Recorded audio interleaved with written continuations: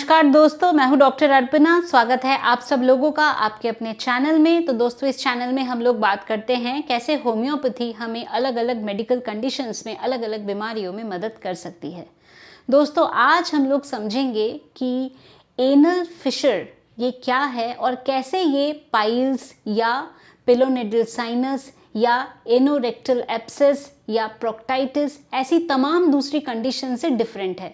तो इसी को आज हम समझेंगे, इसके लक्षण के बारे में जानेंगे और कौन सी होम्योपैथी की दवाइयाँ हैं जो आपको मदद कर सकती है।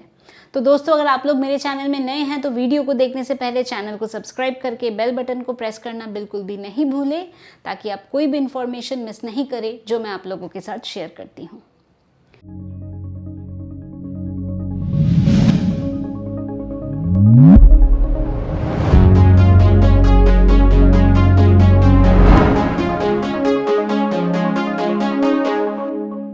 दोस्तों, एनल फिशर इसका क्या मतलब है?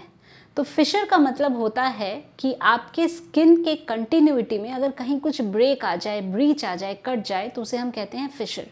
एनल फिशर का मतलब है कि जो म्यूकोक्यूटिनस जंक्शन है, जो एनल रिंग है या एनल ओपनिंग है, वहाँ अगर कट लग जाता है किसी कारणवश, तो इसी को हम कहते हैं एनल फिशर। एनल फिशर हो सकता है कॉन्स्टिपेशन के वजह से। अगर आपका जो स्टूल्स है बहुत हार्ड है, आप बहुत प्रेशर से स्टूल को निकाल रहे हैं, तो प्रेशर की वजह से जो एनल म्यूकोजा है, जो ओपनिंग है, उसमें कट लग सकता है और ये एक कॉज है एनल फिशर का।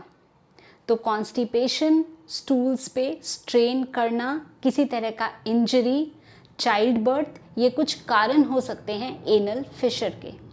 दोस्तों, हमें समझना है कि एनल फिशर कैसे पाइल्स से अलग है। पाइल्स का मतलब क्या होता है? पाइल्स या हेमोरॉइड्स, जिसका मतलब है कि एनल ओपनिंग में इंटरनली या एक्सटर्नली गांठें बन गई हैं। ये जो गांठ है, ये blood vessels, muscles, elastic tissue, इनके गांठ हो सकती हैं। इनके अलग अलग ग्रेडिंग होती है, ग्रेड 1, 2, 3, 4। ये इनसाइड हो सकता है इंटरनल पाइल्स या बाहर एक्सटर्नल पाइल्स। फिर होता है पिलोनेडल साइनस, जिसमें ट्रैक्ट या साइनस बन जाता है। एनोरेक्टल एब्सेस या एनोरेक्टल साइनस, ये भी एक रीज़न हो सकता है। इसके अलावा प्रोक्टाइटिस, प्रोक्टाइटिस का मतलब क्या है? रेक्टम में इन्फ्लेमेशन होना। इसके अलावा रेक्टल कार्सिनोमा या rectal cancer, rectal prolapse, constipation, कभी कभी हम देखते हैं प्रूरिटिस एनाइन, इसका मतलब है कि एनल रीजन में खुजली होना, खारिश होना, जो most of the time worms की वजह से होता है। तो आप देख रहे हैं कि इतनी सारी कंडीशंस हो सकती हैं। फिशर का मतलब है कि कट पड़ना, दरार पड़ना, ब्रीच आ जाना, और उससे मिलते जुलते और जितने रीज़न हैं वो भी मैंने आप लोगों को बताया। अब ये जो एनल फिशर है, इसका मैनेजमेंट क्या होता है? एक तो आपको कॉन्स्टिपेशन नहीं हो तो हाई फाइबर डाइट लेना, इसके साथ साथ सिड्स बाथ वगैरह लेते हैं तो जो इन्फ्लेमेशन है, सूजन है, इसमें भी आपको रिलीफ मिलता है। क्या होते हैं एनल फिशर के लक्षण? जब आप मोशंस पास करते हैं, स्टूल पास करते हैं, तो पेन होता है। कई बारी बहुत ज़्यादा वॉयलेंट पेन होता है। कई बार ऐसा लगता है सुइयाँ चुभ रही है, नीडल प्रिकिंग सेंसेशन होता है। ये जो दर्द है कई बारी काफ़ी टाइम तक रहता है। सुबह मोशंस पास किया, दोपहर तक दर्द है, ऐसा भी कभी कभी हो सकता है। इसके अलावा जब आप स्टूल पास करते हैं, उसके साथ ब्लड जाना या उसके साथ स्ट्रीक में ब्लड आना या टॉयलेट पेपर पे ब्लड लगा रहना या लंबी धारी ब्लड की बनी हुई होना, तो ऐसा ब्लड लॉस हो सकता है इंजरी के वजह से, क्योंकि वहाँ पे कट गया है और वहाँ से ब्लड लॉस हो रहा है। इसके साथ दर्द इसका एक सिम्टम। तो दोस्तों, ये जो एनल फिशर है, इससे बचना है तो हमें ध्यान देना है कि कॉन्स्टिपेशन नहीं होना चाहिए। आप लोग जब वॉशरूम जाते हैं, मोशंस पास करने के लिए जाते हैं, तो टॉयलेट सीट में बैठ के बहुत ज़्यादा प्रेशर नहीं लगाए। अब हम बात करते हैं कौन सी है हमारी दवाइयाँ जो एनल फिशर में बहुत ही हेल्पफुल हैं। हमारी सबसे पहली मेडिसिन एनल फिशर के लिए है एसिड नाइट्रिकम या नाइट्रिक एसिड। नाइट्रिक एसिड एक इतनी अच्छी दवा है जब भी हम म्यूकोक्यूटिनस जंक्शन के बारे में बात करते हैं।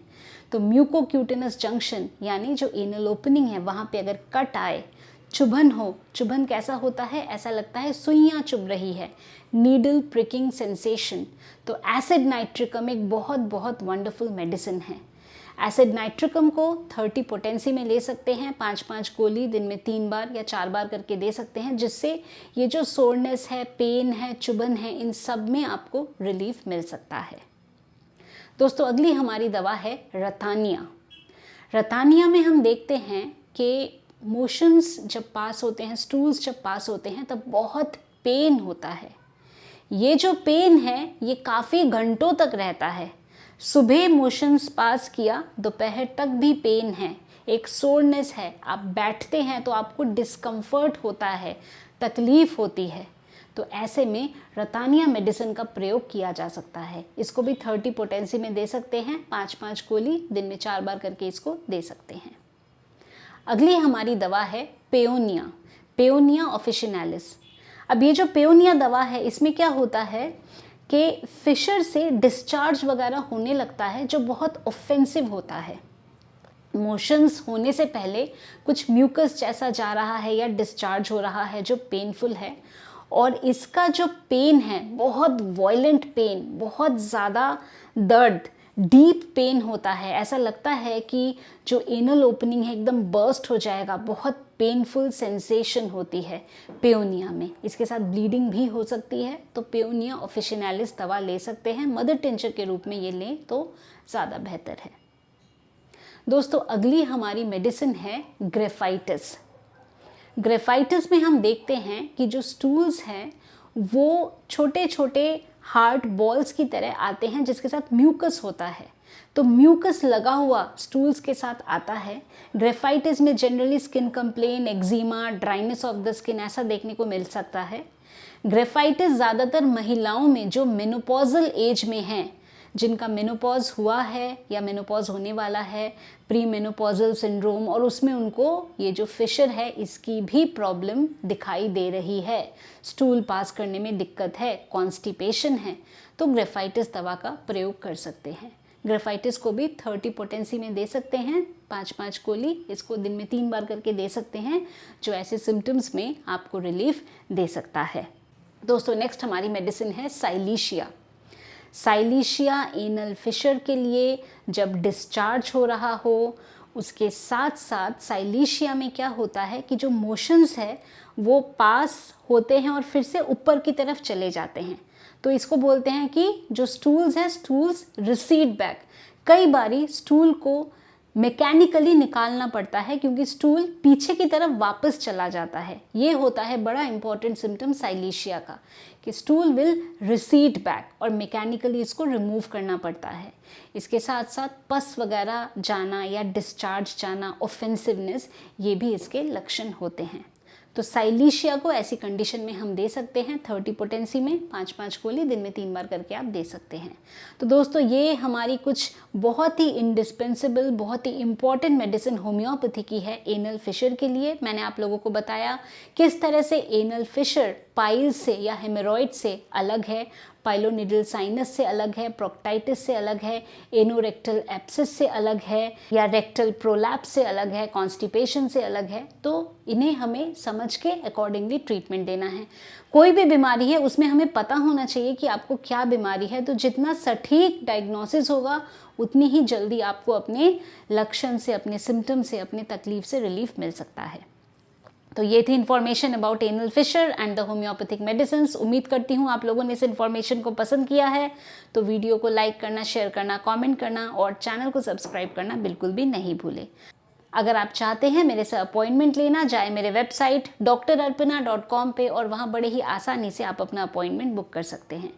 अगर आप चाहें तो मेरे ऑफिस के व्हाट्सएप नंबर पे केवल व्हाट्सएप के माध्यम से मैसेज भेज सकते हैं, वहाँ पे भी आप लोगों को अपॉइंटमेंट की सारी डिटेल्स मिल जाएगी।